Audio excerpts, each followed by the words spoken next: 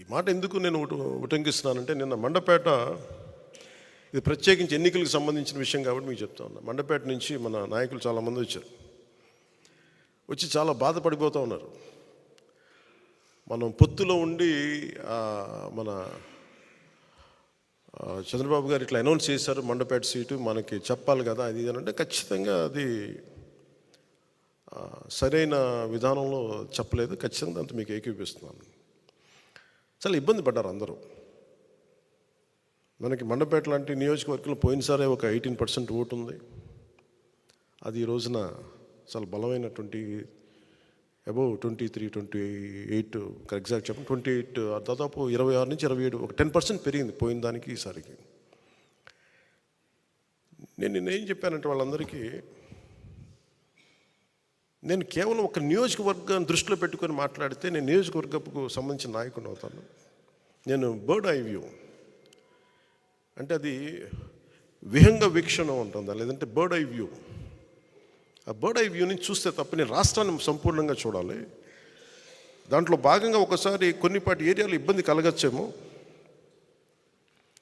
పొత్తు ధర్మం ప్రకారం అలా అనౌన్స్ చేయకుండా ఉండాల్సింది. నేను దానికి క్షమాపణలు చెప్తున్నాను. ఖచ్చితంగా నెక్స్ట్ మీటింగ్లో దాని మీద వివరణ ఇచ్చి దాన్ని ఎలా సరిదిద్దుతాం అని ఒక మాట ఇచ్చి పంపించాను. అలాగే వాళ్ళు అన్నది కూడా ఏంటంటే, మన నాయకులు కూడా ఇప్పటికీ 2 సీట్లు అనౌన్స్ చేశారు,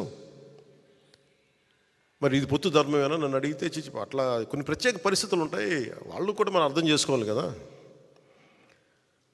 4 దశాబ్దాలు సుదీర్ఘ అనుభవం ఉన్న వ్యక్తులు, ఒంటరిగా వాళ్ళ సొంత పార్టీ నడిపిన వ్యక్తులు, ఒక్కోసారి ఎట్లా ఉంటుందంటే పొత్తు ఆ సైజు వ్యక్తులకి ఒక ఇరుకు చొక్క అథారిటీ దారేదులో చెప్తూ ఉంటాం.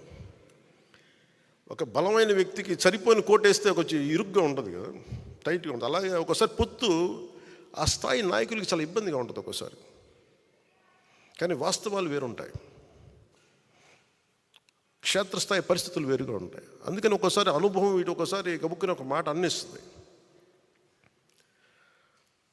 లోకేష్ గారు ఆ రోజు మా నాన్నగారు ముఖ్యమంత్రి ఎన్ని అన్నా కానీ ఇవన్నీ నేను ఎందుకు దాన్ని పెద్ద మనసుతో వదిలేస్తానంటే,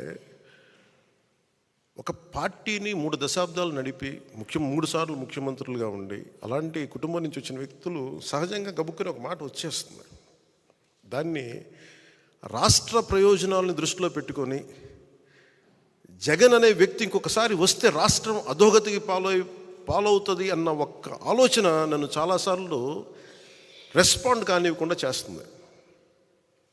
వాళ్ళు అలా మాట్లాడారు కదా, మీరు ఇలా మాట్లాడచ్చు కదా అంటే అదే కదా తేడా అని చెప్తాను నేను.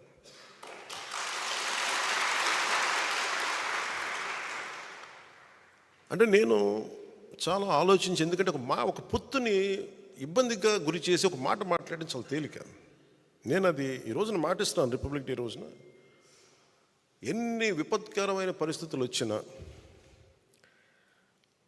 జగన్ నడిపే ఈ ప్రభుత్వం 24లో మనకి కనిపించకూడదు.